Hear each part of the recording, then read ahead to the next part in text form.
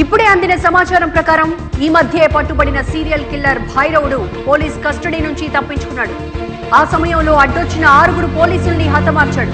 మాకొచ్చిన సమాచారం ప్రకారం భైరవుడి next target సిటీలో ఒక పెద్ద హాస్పిటల్ అని తెలుస్తోంది. ఆ హాస్పిటల్లో ఉన్న పేషెంట్స్ కు పెద్ద ఎత్తున ప్రాణాపాయం ఉండొచ్చని భావిస్తున్నారు. ఇప్పటికే సిటీలో ఉన్న అన్ని హాస్పిటల్స్ వద్ద భారీ బందోబస్తు ఏర్పాట్లు చేయడం జరిగింది. ఈ సంఘటనను నియంత్రించడానికి central government special squad officer గా డీజీపీ రవిచంద్రన్ ను నియమించారు.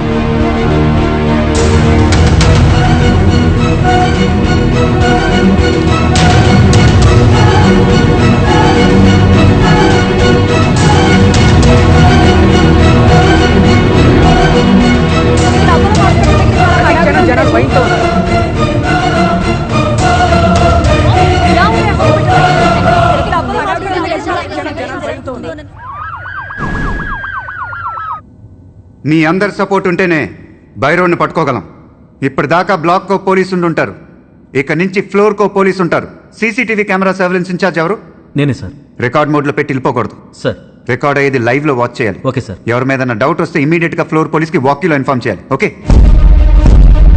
ఇక్కడ అపోలో హాస్పిటల్ దగ్గర చాలా హడావుడిగా ఉంది రజని. Out patients తగ్గిపోయారు. చాలా ఎమర్జెన్సీ ఉన్న కేసులు మాత్రమే తీసుకుంటున్నారు. హాస్పిటల్లో ఏదో జరగబోతుందని తెలియటం వల్ల ప్రతి క్షణం జనాలు భయంతో ఉన్నారు. ఈ సంఘటన జరగకముందే పోలీసులకు అరెస్ట్ చేయాలని ప్రజలు కోరుతున్నారు. ప్రజలు ఎటువంటి భయాందోళనలకు గురి కావద్దని, ఎలాంటి వదంతులు నమ్మవద్దని సిటీలోని అన్ని హాస్పిటల్స్ వద్ద కావలసినంత బందోబస్తు ఏర్పాటు చేయడం జరిగిందని city commissioner Kumar Ganapathi media ద్వారా ప్రజలకు తెలియజేశారు. హాస్పిటల్ పరిసర ప్రాంతాల్లో హలో, హాయ్. నీకు అసలు బుద్ధుందా? చదువుకున్న అమ్మాయి కదా, కొంచెం ఉన్న కామన్ సెన్స్ లేదు. ఇప్పుడేంటి, నీ ఫ్రెండ్ ఇంటికి ఉంది, ఇది తప్ప ఇంకేం తెలీదా నీకు? నేను దానికోసం ఫోన్ చేయలేదు. ఈ రోజు ఒక హాస్పిటల్ కి హౌస్ సర్జన్ గా వెళ్ళాను. అక్కడ ఒక కాంపౌండర్ ఎవరినో బతిమాలతో ఏడుస్తున్నాడు.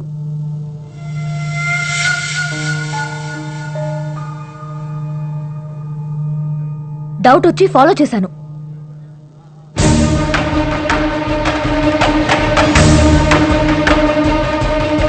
అతను అచ్చం భైరవుడి లాగే ఉన్నాడు. అది చెప్పడానికి నీకు కాల్ చేశాను, కానీ నువ్వు చాలా అసహ్యంగా మాట్లాడా. అది ఏ హాస్పిటల్?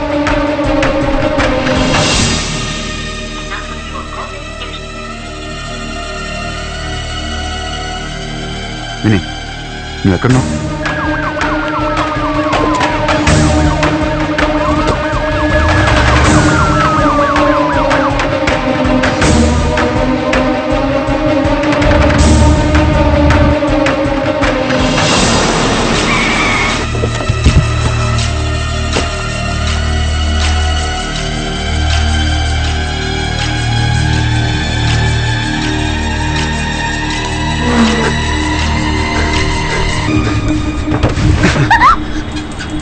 నాతో మాట్లాడుకు. నేనేమైపోతే నీకెందుకు? ఏ హాస్పిటల్ హౌస్ సర్జన్ గా వెళ్ళావు? వాడి పేరేంటి? Life care hospital, general ward compounder Ramachandra.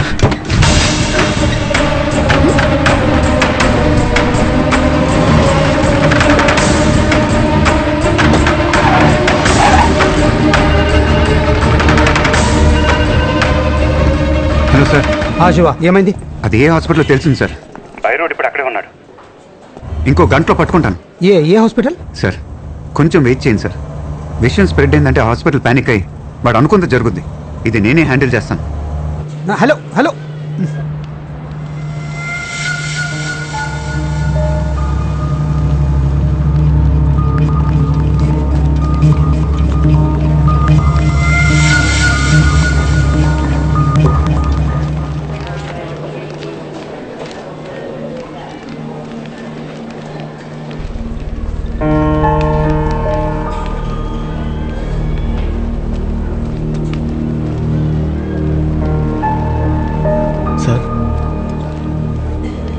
మీ అబ్బాయి ఎక్కడున్నా నాకు తెలుసు. మా అబ్బాయి మా ఇంట్లోనే ఉన్నాడు. అయితే వెళ్ళు. సార్, మీరు పోలీసా? నా కొడుకు ఎక్కడ ఉన్నాడు సార్? చెప్పండి సార్ ప్లీజ్. నీ అబ్బాయిని కాపాడే బాధ్యత నాది. ముందు నేను అడిగే దానికి సమాధానం చెప్పు. ఎంతమందిని చంపుతున్నారు? ఎలా చంపుతున్నారు? భైరవుడు ఎక్కడా? సార్ చెప్పు. ఎంతమందిని? అందరినీ సార్. అందరినా?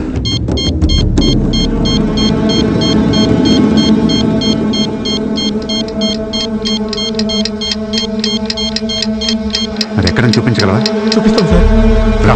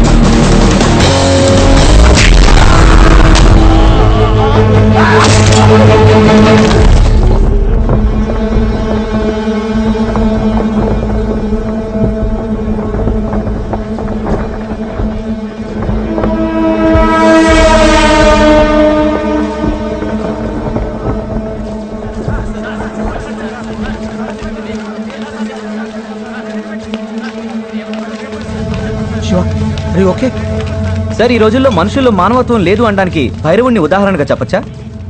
మనుషుల్లో మానవత్వం ఉంది. ఇదే హాస్పిటల్లో ఇంతకు ముందే నాతో కలిసి చాలామంది ప్రాణాలు కాపాడారు.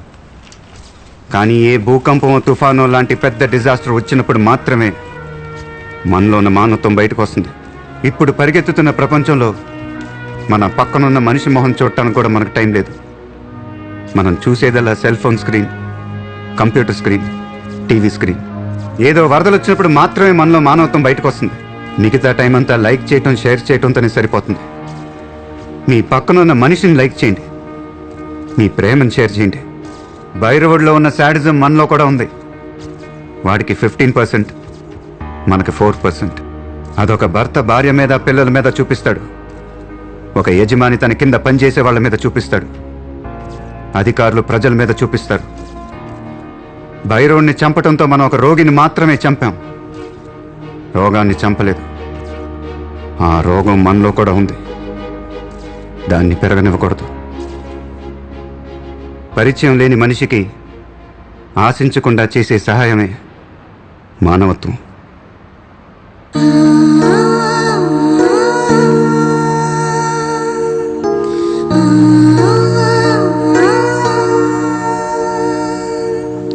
Mm-hmm.